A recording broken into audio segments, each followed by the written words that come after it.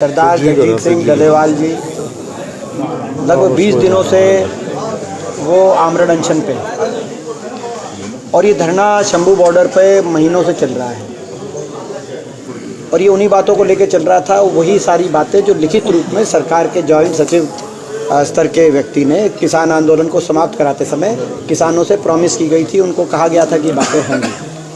तो सरकार अपना वायदों को पूरा करे, किसानों से बातचीत करे, सबसे महत्वपूर्ण बात ये है। और दूसरा, सरकार हर वर्ग दिल्ली में जाकर धरने प्रदर्शन करता है अपनी मांगों को लेकर, तो ये कोई सरकार को क्यों तकलीफ हो जाती है जब किसान दिल्ली में जाकर अपनी बात को रखना चाहता है। तो ये देश की राजधानी तो सभी की है, क्यों रोका जाता है, ये हमारी समझ के परे की बात है, क्यों ऐसी तकलीफ है। बहरहाल जो भी आज की जो स्थिति है उसमें सबसे महत्वपूर्ण है कि बातचीत करे सरकार, अपने ही किए गए वायदों को, जो किसान आंदोलन के समय किसान संगठनों से वायदे किए गए थे, उन वायदों को पूरा करे। विशेष तौर से एमएसपी की लीगल गारंटी पे सरकार क्या कदम उठाती है और तुरंत ये जो गतिरोध है इसका समाधान निकाले।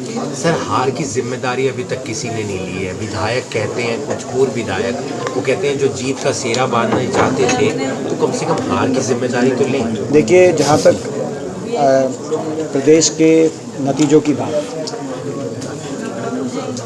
निश्चित तौर से जो उम्मीद थी हमारी, प्रदेश में कांग्रेस पार्टी की सरकार नहीं बनी, लेकिन सरकार ये ना भूले कि प्रदेश की जनता ने एक मजबूत विपक्ष के रूप में कांग्रेस को जिम्मेदारी सौंपी है। एक बराबर का विपक्ष, एक टक्कर का विपक्ष।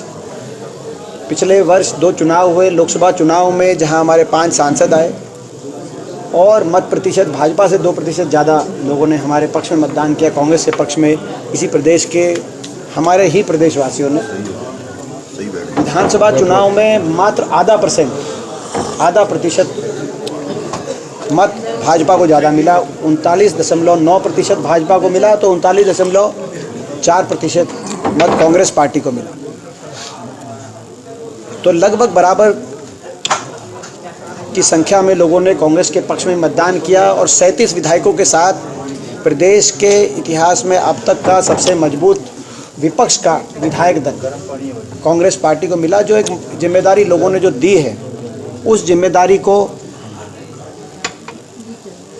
सकारात्मकता से कांग्रेस पार्टी निभाएगी। हर वर्ग की हम आवाज़ बनेंगे, हर वर्ग की लड़ाई लड़ेंगे। हमारे मुद्दे यूं के यूं खड़े हैं। जो ये सरकार एक विफल सरकार जो साबित हुई है, हमारे अनुसार जिस सरकार में के कार्यकाल में हरियाणा बेरोज़गारी, नशे और अपराध में नंबर 1 बन गया और विकास की पटरी से उतर गया, हमारे मुद्दे यूं के यूं हैं और उन मुद्दों को लेकर और हर वर्ग की आवाज़ को लेकर हम विपक्ष की जागरूक भूमिका निभाएंगे। सरकार पार्टी के नेता बोलते हैं सर आप लोगों के खिलाफ, शमशेर सिंह होगी, अजय यादव। सरकार के कुछ प्रतिनिधि,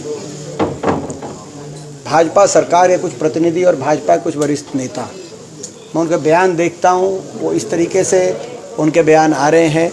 मैं किसी का व्यक्तिगत नाम नहीं लेना चाहता, लेकिन उनके बयान इस तरह से आ रहे हैं कि जैसे मानो विपक्ष खत्म हो गया, कांग्रेस पार्टी खत्म हो गई। इसीलिए मैंने जो आपको आंकड़े रखे आपके सामने, पुनः भूलें कि बराबर का विपक्ष है। लगभग बराबर प्रतिशत में लोगों ने कांग्रेस के पक्ष में मतदान भी किया है। 11,500 वोट अगर उधर से इधर होती तो कांग्रेस की सरकार बनती। तो ऐसे में जिन लोगों ने विपक्ष को, कांग्रेस पार्टी को मत दिया है, उसको नकारा नहीं जा सकता। हम उनकी आवाज़ बनेंगे और सरकार भी इस बात को समझे। और भाजपा के जो वरिष्ठ नेता हैं जो इस तरह की बात बोलते हैं प्रजातंत्र में, इस तरह के अहंकार का कोई स्थान नहीं है।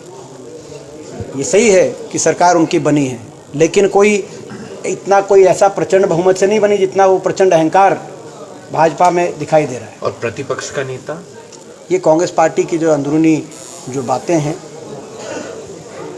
उसके आप इस बात के गवाह हैं, पिछले 20 वर्ष से गवाह हैं कि मेरा एक ही जवाब होता है, कांग्रेस पार्टी की जो भी बातें होती है वो सही समय पे पार्टी के अधिकारित लोग उसकी जानकारी आप तक देंगे।